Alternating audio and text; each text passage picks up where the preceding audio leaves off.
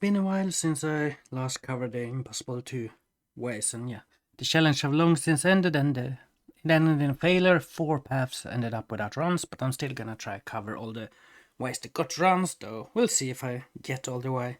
And if people continue to beat them, I'm still gonna attempt to cover the ones I get beaten afterwards with ways. But as I said, I'm not sure if we're gonna get all the videos. But yeah, gonna try at least. And yeah, here we have wave 4, and this is a run that done by Alban, so let's first watch this run. So the first trick here, you're gonna glide this weirdly on this ledge there, or fake ledge there, and then do a very quick flick to get a wall jump on that slant. And the second part is a lot easier here, but you can get this infinite slide on a wall slide here, so you can keep that. Then when this ends, you're just gonna do a quick flick down and then do very fast wall slide to get up there. But yeah, that's the way for run. To best try and explain this first trick here, I'm gonna go into this test map. You can see these ledges. So this is just normally I can walk on here, and there you see a slant.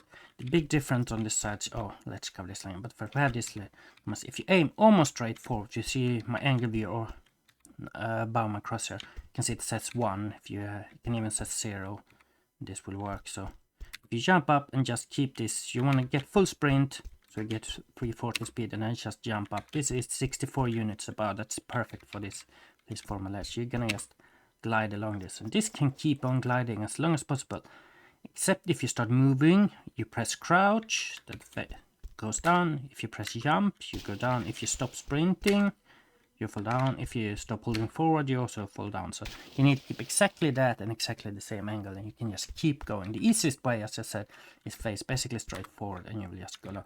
There is a bunch of other angles you can this angle, but these tend to break after a short while, but you can also keep higher speeds.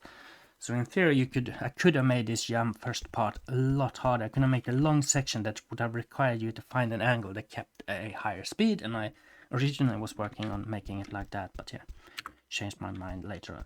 One thing I'm gonna talk about here, you can see that you can both go on just a regular ledge like this, and also when there is slant above. The big difference here is that this here and these are separate brushes. So this is one thing and this one thing. Here I made it so this is the same brush, so this is more for mapping.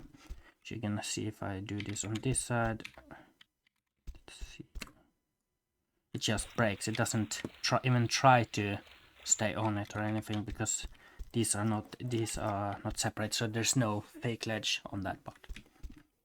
Yeah, that's kind of the idea of how this works. I don't, or not really how it works, no clue why this works like it does, but it's a thing. So yeah, and yeah, this is one of the tricks I wasn't the one to find. Albans told me about this quite a while ago, and I think this is something from Defrag. So yeah, I just want to go out. This is one of the tricks I haven't found for this map. Let's go over to the map itself.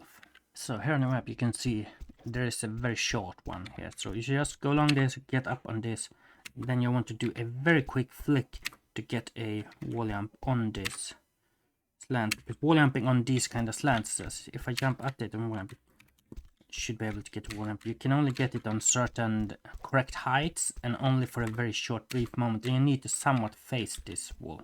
So it's a very, it's a weird thing to wall jump against, and it feels a bit random, and I would say this is one of the jumps that has a bit of a slight randomness to it, but overall you can get quite consistent with it, though it's a very long time since I played this now, so I'm not gonna expect to be able to get this jump right now. But you just get this trick and then grab this. It was possible to cheat this if I got shared correct, which you can just go out and get this mini slide and then wall jump to that, so to skip the first trick, but that's way harder. So let's cover the second part here. This part is about this very long thin wall slide. So the goal here is to do an infinite slide on the wall slide. This is a lot easier part if you get how to do it than if you know how to do the ending wall slide thing. But yeah, generally more funny discovery, because you can wall infinite slide on almost anything. So the fact that you can infinite slide on stuff like that. And the angle you want to get to, so all infinite slide has their own angle, and the angle here is about 68.